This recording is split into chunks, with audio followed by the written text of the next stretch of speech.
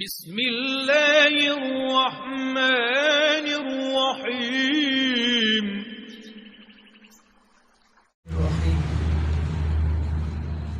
رب اشرح لي صدری ویسر لي امری واحلل عقدۃ من لسانی یفقهوا قولی صلی اللہ علی حبیبہ سیدنا محمد وآلہ واصحابہ وسلم۔ پارہ نمبر 5 سورہ النساء آیت نمبر 76 ارشاد باری تعالیٰ ہے الذین آمنوا یقاتلون فی سبیل اللہ والذین کفروا یقاتلون فی سبیل الطاغوت فقاتلوا اولیاء الشیطان ان کید الشیطان کان ضعیفا۔ آئیے آیت نمبر 76 ہے، لفظی ترجمہ الذین جو لوگ آمنو ایمان لائے، اہل ایمان والے وہ کیا کرتے ہیں؟ یقاتلون جنگ کرتے ہیں، فی سبیل اللہ اللہ کی راہ میں، اللہ کی رضا کے لیے، اللہ کو خوش کرنے کے لیے، ان کا کوئی ذاتی اس میں منفعت نہیں ہوتی، اللہ کی رضا کے لیے وہ جنگ کرتے ہیں۔ یہ تو ہو گیا اہل ایمان، جن کے پاس ایمان کی دولت ہے وہ جنگ کرتے ہیں اللہ کی راہ میں۔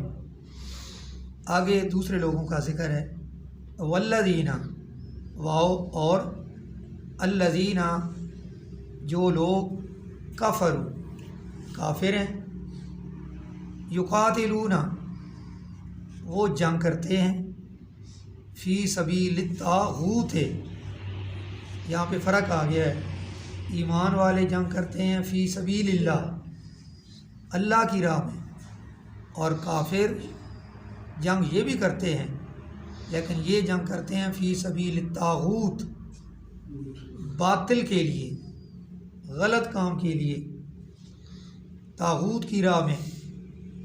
تو پھر اللہ پاک نے اب اہل ایمان کو حکم دیا، فقاتلوا اے اہل ایمان والو تم لڑو، اولیاء الشیطان شیطان کے دوستوں سے، شیطان کے ساتھیوں سے، شیطان کے حامیوں سے۔ بہت سی جگہوں میں قرآن مجید کے اندر یہ حکم ہے کہ شیطان کا مقابلہ کرو۔ یہاں پہ ہے جو شیطان کا ساتھی ہے اس کا بھی مقابلہ کرو، اس سے بھی لڑو۔ کچھ انسان شیطان کے راستے پہ جو چل رہے ہوتے ہیں، اتنا بڑا شیطان آدمی ہے، اس کا کام کیا ہوتا ہے؟ لوگوں کو لڑانا، لوگوں کے اندر نفرتیں پیدا کرنا، بھائیوں کو ایک دوسرے سے جدا کرنا، اپنا فائدہ اٹھاتا ہے، بھائیوں کو لڑاتا ہے۔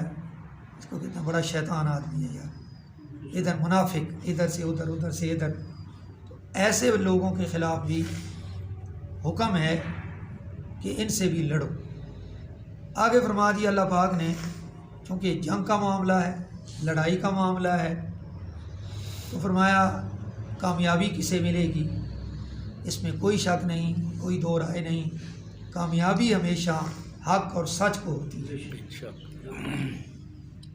فرمایا ان بے شک کید الشیطان شیطان کا فریب، قید شیطان کا جو فریب ہے، کان ضعیفا وہ کمزور ہے۔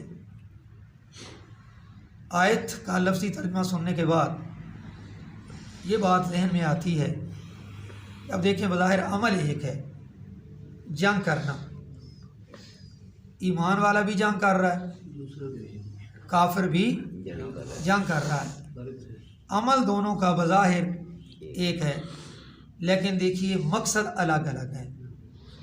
مومن کا مقصد ہے اللہ کا نام بلند ہو جائے، دین اسلام کا نام بلند ہو جائے، اور جو اخلاقی قدریں اعمال کی جا رہی ہیں ان کو اجاگر کیا جائے، ان کو دوبارہ شروع کیا جائے، تو اس لحاظ سے یہ عمل لائق تحسین بن جاتا ہے۔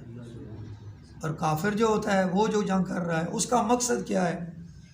اس کا مقصد ہے دولت کا حصول، اس کا مقصد ہے لوگوں کو غلام بنانا، اس کا مقصد ہے جس علاقے پہ قبضہ کرے گا وہاں کی معدنیات پر قبضہ کرنا، وہاں کی دولت کو سمیٹنا۔ تو ان کا یہ عمل جنگ والا یہ قابل نفرت بن جائے گا۔ انما الاعمال بالنیات، پیارے کریم آقا علیہ الصلوۃ والسلام کا فرمان ہے نا کہ اعمال کا دار و مدار نیت پر ہوتا ہے۔ اب جو عمل بندہ کر رہا ہے اس کی نیت کیا ہے؟ ہمارے اندر یہ بہت بڑی مسلمانوں کی کمزوری ہے کہ ہم کسی آدمی کا ایک ظاہری عمل دیکھ کر اس کے اوپر فتوے لگا دیتے ہیں۔ خدا کے بندو، اس بندے کا ارادہ کیا ہے؟ میں تو اس کو جانتا ہی نہیں ہوں، میری اتنی پہنچ ہی نہیں ہے، وہ تو اس کا رب جانتا ہے کہ اس کے اندر کیا ہے۔ وہ بندہ یہ عمل جو کر رہا ہے اس کا اجر اس نے دینا ہے، سزا اور جزا اس کے پاس ہے، میرے پاس تو نہیں ہے۔ تو فرمایا اعمال کا دار و مدار نیت پر ہے۔ اگر آپ کوئی عمل کر رہے ہو، آپ کی نیت اچھی، عمل بھی اچھا، تو یقیناً اللہ کی بارگاہ میں قبول۔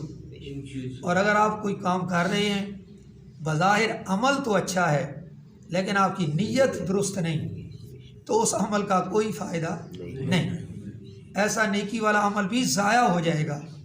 میں نا کچھ نمازی ایسے ہوتے ہیں کہ ان کی نمازیں ان کے منہ پہ واپس مار دی جاتی ہیں، ریاکاری والے عمل، دکھلاوے والے عمل، لوگ میری تعریف کریں گے، لوگ مجھے اچھا کہیں گے، اس قسم کے۔ تو فرمایا کہ جب بھی کوئی کام کرو، یہاں ضروری نہیں ہے کہ میدان جنگ میں جا کے کافروں کے ساتھ لڑائی کرنا وہ جنگ کہلاتی ہے، بلکہ ضمناً یہ بات موجود ہے کہ اپنے معاشرے میں جہاں کہیں ہم رہ رہے ہوتے ہیں وہاں اگر آپ دیکھتے ہیں کہ عدل و انصاف نہیں ہے، مساوات نہیں ہے، غلامی ہے، لوگ نیکی سے دور جا رہے ہیں، شیطانی طاقتیں جو ہیں یہ مضبوطی میں آ رہی ہیں، طاغوت کہتے ہیں باطل، اسلام کے خلاف جو کچھ بھی ہے، جھوٹ عام ہو رہا ہے، بے حیائی عام ہو رہی ہے، رشوت ہیں جی، ملاوٹ، یہ ساری چیزیں عام ہو رہی ہیں، تو اس کے خلاف لڑنا بھی حکم ہے۔ فقاتلوا اولیاء الشیطان، یہ شیطان لوگ ہیں، شیطان کے دوست ہیں یہ جو ملاوٹ کرے، جو بے ایمانی کرے، جو بے حیائی کرے، اس کو مومن کہتے ہیں۔ مومن کی تو یہ شان ہی نہیں ہے، تو یہ کون ہے؟ یہ شیطان کا حامی ہے، یہ شیطان کا دوست ہے، اس کو اللہ نے شیطان کا دوست کہا ہے۔ اولیاء الشیطان، یہ شیطان کے دوست ہیں۔ یہ جتنے بھی انسانی صحت کے ساتھ اور انسانی جو اچھی اخلاق ہیں، اخلاقی اقدار، ان کے ساتھ جو مذاق اڑاتا ہے وہ انسان کا بھی دشمن ہے، شیطان کا حامی ہے۔ شیطان یہی تو چاہتا ہے کہ مسلمان جو ہے یہ اچھے کام نہ کرے، مسلمان جو ہے یہ لوگوں کی بھلائی کے کام نہ کرے، یہ شیطان کی سوچ ہے نا، شیطان تو یہ چاہتا ہے۔ تو جب ایک مسلمان جان بوجھ کر کسی شے میں ملاوٹ کرتا ہے اور ملاوٹ کر کے آگے اپنے مسلمان بھائیوں کو دیتا ہے، اب وہ مضر صحت اس کے اندر چیز اس نے ڈالی، جب وہ بچہ کھائے گا، بڑا کھائے گا، چاہے وہ دوائی ہے، چاہے وہ کھانے پینے کی چیز ہے، جو بھی ہے، اس کو تکلیف پہنچے گی، اس کو نقصان پہنچے گا۔ تو چند ٹکوں کی خاطر انسان کی جان سے کھیل رہا ہے، یہ مومن کا کام تو نہیں ہے، یہ مسلمان کا کام نہیں ہے۔ تو کیا حکم ہے؟ فقاتلوا اولیاء الشیطان، یہ شیطان کے جو دوست ہیں، شیطانی آدمی ہیں، ان کے خلاف بھی لڑو، ان سے جہاں تک ہو سکے کم از کم یہ تو کرو نا کہ ان سے دوستیاں نہ رکھو، اپنی نفرت کا اظہار تو کرو۔ ہو سکتا ہے تمہارا ان سے دور ہونا اس کے دل کو چوٹ لگے، یار میرا بھائی میرے قریب نہیں آتا میرے عمل کی وجہ سے، تو عمل سے نفرت ہے نا، انسان سے نفرت نہیں کی جاتی. انسان کوئی بھی ہے اللہ نے اس کو قابل تکریم بنایا. وَلَقَدْ كَرَّمْنَا بَنِي آدم، سارے آدم کی اولاد ہیں اور سارے قابل احترام ہیں. نفرت ہے اس کے عمل کی وجہ سے اور پیار بھی عمل کی وجہ سے ہے. ہم اگر کسی سے محبت کرتے ہیں تو اس لیے کرتے ہیں کہ یہ بندہ بڑا نیک ہے، یہ بڑا اچھا ہے، یہ اچھی بات کرتا ہے، اچھے کام کرتا ہے، لوگوں کو جوڑتا ہے، توڑتا نہیں ہے. پیار کی بات، صلح کی بات ہے جی، ہمدردی، مصیبت میں کسی کے کام آنا، یہ اخلاقی قدریں ہیں نا.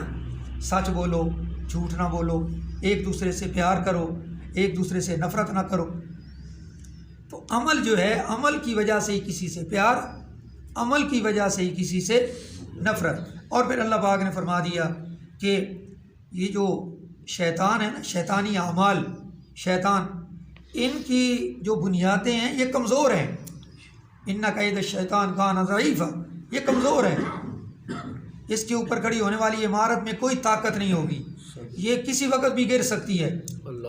اور جو مومن ہے، مومن جو کام کرے گا تو اس کی بنیادیں مضبوط ہوتی ہیں. وہ جہاں پہ ڈٹ جاتا ہے، کھڑا ہو جاتا ہے. یہ ضروری ہے کہ سچ ہو، حق ہو. جب پتہ چل گیا یہ حق اور سچ ہے تو پھر حق اور سچ کے اوپر کھڑے ہو جانا یہ حسینی ادا ہے.